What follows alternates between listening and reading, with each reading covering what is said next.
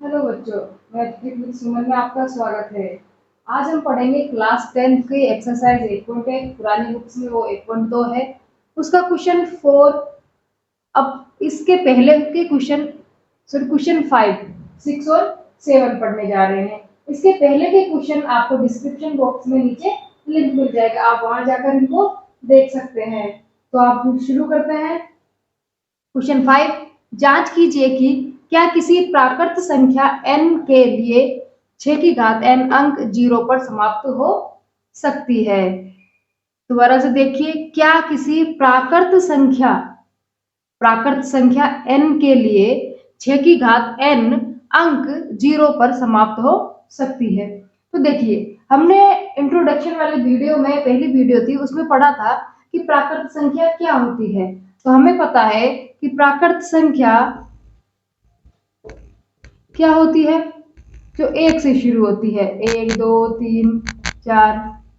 ठीक है, तो देखिए 6 की घात n है।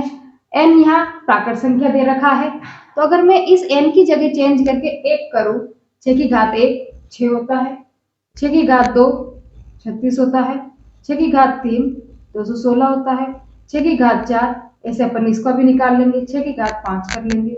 ठीक है, अब n प्राकृत संख्या है, n के लिए 6 की घात n अंक 0 पर समाप्त हो सकती है। प्रश्न हमारा कह रहा है कि अगर आप इनकी पावर करते हो, घात करते हो, तो क्या ये 0 पर समाप्त होती है? ये चेक करना है, हमें जांच करना है कि ये 0 पर समाप्त होती है। तो देखिए, 6 की घात 1 किया 6 पर, तो इसका इकाई अंक तो 6 है, 0 है ही नहीं। 6 की घात 2 किया, इसका इकाई अंक 36 है, सो 36 इकाई अंक 6 है, तो ये 0 पे समाप्त हुई नहीं। 6 की घात 3 किया, इसका इकाई अंक फिर 6 है, 0 नहीं आया। तो ऐसे ही 6 की घात 4 करोगे, फिर वापस वही कुछ आएगा, जैसे अपन कर लेते हैं 216 में 6 और मल्टीप्लाई करो, ये आ गया, फिर 6 पे। यानी कि आप कितनी ही पावर कर लो 6 की घात 20 कर लोगे तो भी, 6 की घात 25 करोगे तो भी, 6 की घात 100 करोगे तो भी, हमेशा इकाई का अंक 6 ही आएगा। है ना, ये तो अपना रफली समझने का था कि हमेशा 6 की कितनी ही पावर करेंगे हम, 6 के ऊपर कितनी ही घात लगाएंगे, तो हमेशा इकाई का अंक 6 ही रहेगा। तो अब हम देखेंगे कि ये अपने से प्रश्न पूछ रहा है कि क्या 0 पर समाप्त होती है? नहीं होती है 0 पर समाप्त। अब करेंगे कैसे प्रश्न को, वो हम देखते हैं। ये तो हमने समझ लिया कि 6 की पावर करने पर 0 नहीं आता है। देखिए, हम जानते हैं कि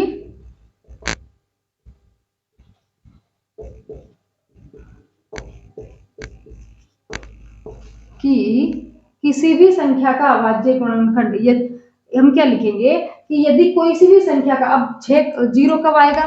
जब 10 बनेगा, जैसे 2 गुणा 5, तब इकाई का अंक क्या आता है? 0 आता है। हम जानते हैं कि यदि किसी संख्या का अभाज्य गुणनखंड, यदि किसी संख्या के अभाज्य गुणनखंड में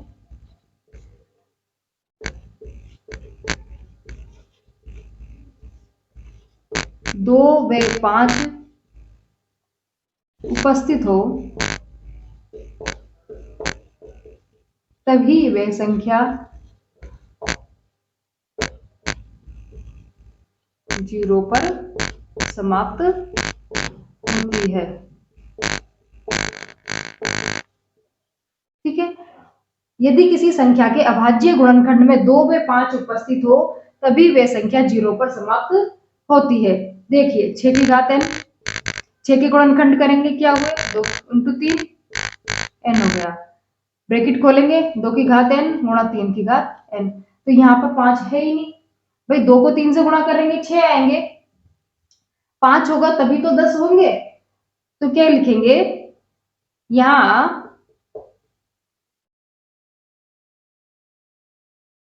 6 के गुणनखंड में 5 उपस्थित नहीं है, अतः ये अतः यह 0 पर समाप्त नहीं होगी।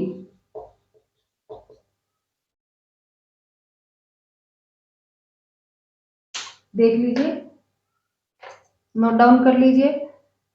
फिर देखिए 0 कब बनता है, जब 2 और 5 गुणनखंड हो। यहाँ पर 6 में 2 और 5 नहीं आ रहे हैं, तो इसमें क्या होगा, ये संख्या 0 पर समाप्त नहीं होगी।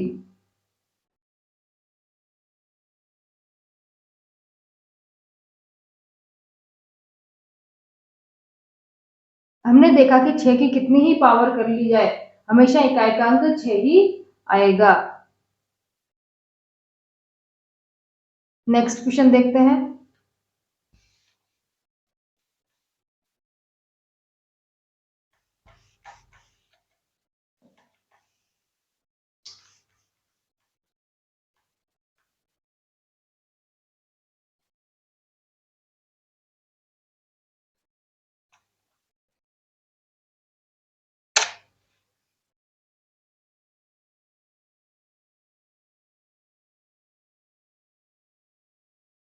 देखिए क्वेश्चन 6, व्याख्या कीजिए कि 7 गुणा 11 गुणा 13 प्लस 13 और 7 गुणा 6 गुणा 5 गुणा 4 गुणा 3 गुणा 2 प्लस गुणा 1 प्लस 5 भाज्य संख्या क्यों है।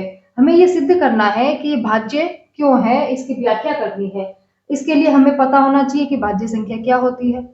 भाज्य संख्या वह होती है जिसके 2 या 2 से अधिक गुणनखंड हो। अब देखिए ऐसी संख्या, देखो यहां लिख देते हैं, ऐसी संख्या जिसके 2 या 2 से अधिक गुणनखंड हो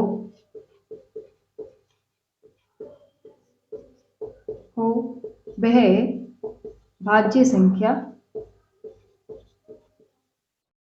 कहलाती है।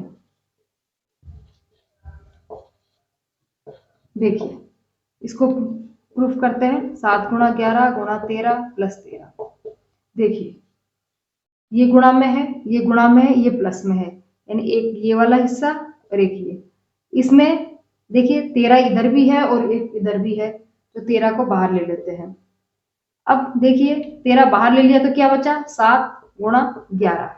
ठीक है, इधर क्या बचा, इधर से निकल गया बाहर, इधर जब 13 ले लिया तो बचा 1। 13 11 को 7 से मल्टीप्लाई किया तो 77 प्लस 1।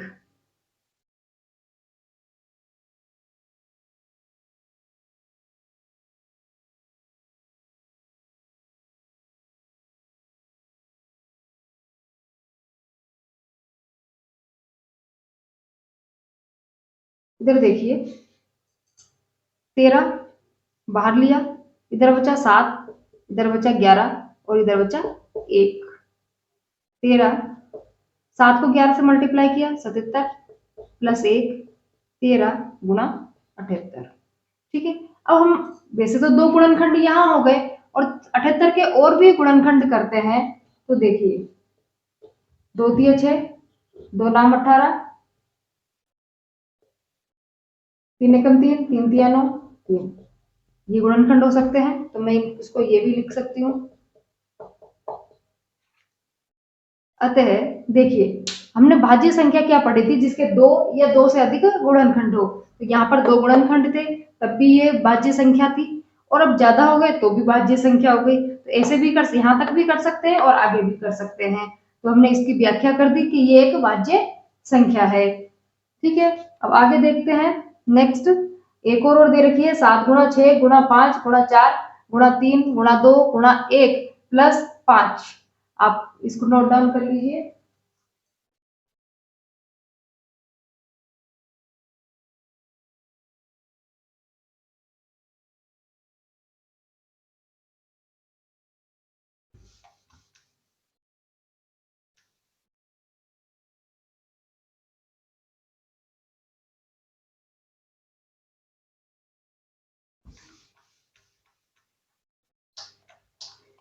नेक्स्ट देखते हैं।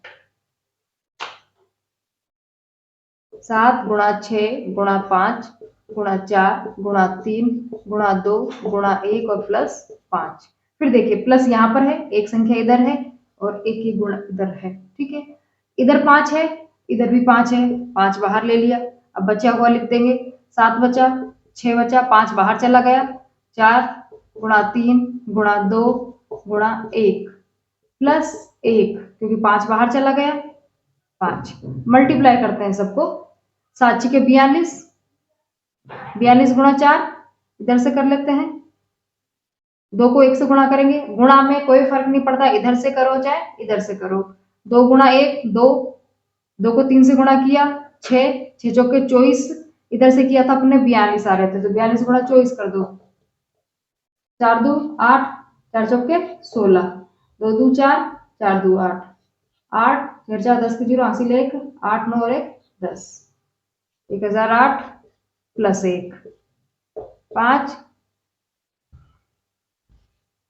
गुणा 1000 गुणा।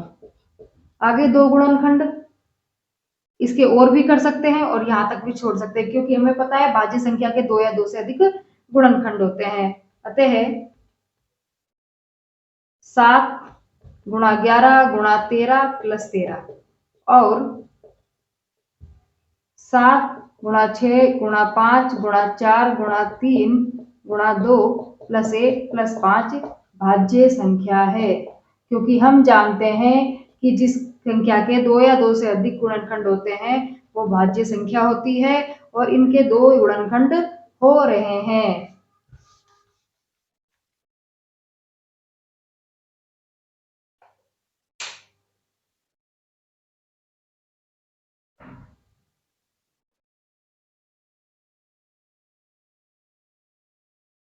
नेक्स्ट क्वेश्चन,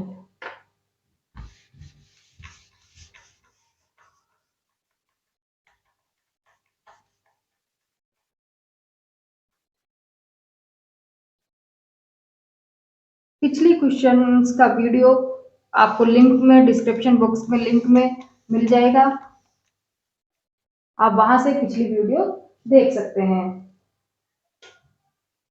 नेक्स्ट क्वेश्चन देखते हैं 7।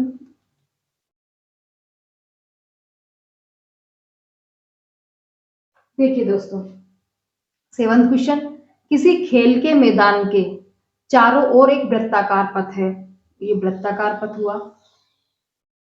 इस मैदान का एक चक्कर लगाने में, जैसे इस मैदान का पूरा एक चक्कर लगाने में सोनिया को 18 मिनट लगते हैं, जबकि इसी मैदान का एक चक्कर लगाने में रवि को 12 मिनट लगते हैं। यानी सोनिया को 18 मिनट लगते हैं और रवि को इसी मैदान का दोबारा चक्कर लगाने में 12 मिनट लगते हैं। मान लीजिए वे दोनों एक ही स्थान और एक ही समय पर चलना प्रारंभ करते हैं। एक ही स्थान मतलब हम यहाँ पॉइंट बना लेते हैं, यहाँ से सोनिया भी यहीं से ही चल रहे हैं और रवि भी यहीं से चल रहा है। सोनिया को 18 मिनट लग रही है और रवि को 12 मिनट लग रही है। ठीक है, एक ही स्थान और एक ही समय पर चलना प्रारंभ करके एक ही दिशा में चलते हैं। ठीक है, कितने समय बाद वे प्रारंभिक स्थान पर मिलेंगे। देखिए प्रारंभिक स्थान का मतलब है कि वो कितने समय बाद पूरा चक्कर लगाएंगे और वापस यहां मिलेंगे, इसी स्थान पर प्रारंभिक स्थान पर मिलेंगे। देखिए क्वेश्चन 2 तरीके से पूछा जा सकता था, कितने समय बाद वो प्रारंभिक स्थान पर मिलेंगे, अभी तो प्रारंभिक पूछा है। वो ये भी कह सकते थे कि कितने समय बाद वो दोनों मिलेंगे, कितने न्यूनतम समय में वो आपस में एक दूसरे को मिलेंगे। अगर प्रारंभिक स्थान ना देता और कहता कि रवि और सोनिया दोनों कौन से या कितने समय बाद आपस में एक दूसरे को मिलेंगे, तब क्या करते। और अब प्रारंभिक स्थान पर कब मिलेंगे, अब क्या करना है, दोनों ही हम देख लेते हैं। देखो अगर वो पूछता कि कितने न्यूनतम समय बाद वो एक दूसरे को मिलेंगे, तो हम 18 और 12, 18 के गुणनखंड करेंगे, हमें आते हैं 2 नाम 18, 3 तिया 9, 3 तिया 9, इस तरीके से गुणनखंड करने हैं, 3 हो गया। 12 के करेंगे 2 गुणा 2 गुणा 3, दोनों को ही गुणनखंड कर लिए। आप इस तरीके से भी लिख सकते हैं, दोनों को करके देख लीजिए। डायरेक्ट नहीं होता है तो ये गुणनखंड कर लिए, 2 नाम 18, 3 तिया 9,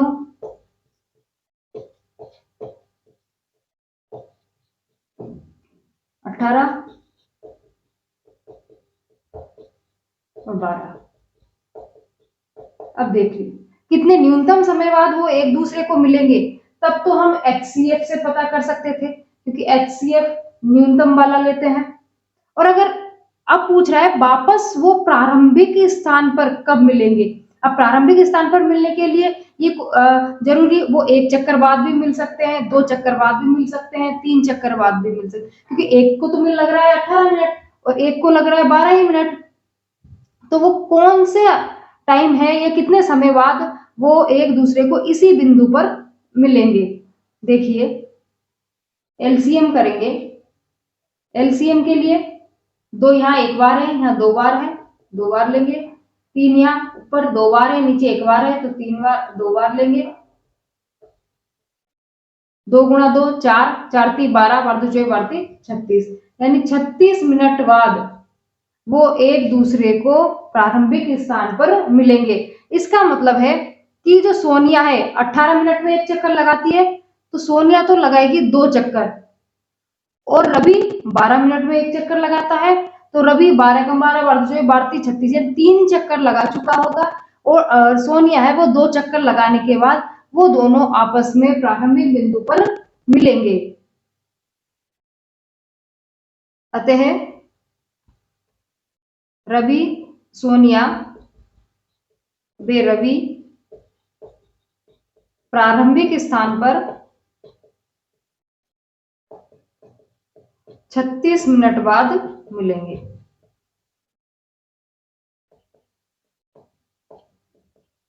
चक्कर पूछता है तो सोनिया 2 चक्कर बाद और रवि 3 चक्कर बाद एक दूसरे को मिलेंगे। अगर ये पूछता कि न्यूनतम कितने समय बाद आपस में एक दूसरे को मिलेंगे, तो देखो HCF निकालते, और HCF में क्या आता, 2 और 2, एक 3 और 3 भी मिल रहा है, यानी कि 6 मिनट बाद वो आपस में एक दूसरे को मिल जाते। यहां से रवि भी यहीं से शुरू करेगा, सोनिया भी यहीं से शुरू करेगी। 6 मिनट बाद वो एक दूसरे को मिल जाते। लेकिन उसने पूछा है प्रारंभिक बिंदु, तो प्रारंभिक बिंदु के लिए सोनिया को तो 2 चक्कर लगाने पड़ेंगे, रवि को 3 चक्कर लगाएंगे, तब जाके वो एक दूसरे को मिलेंगे। नोट डाउन कर लीजिए।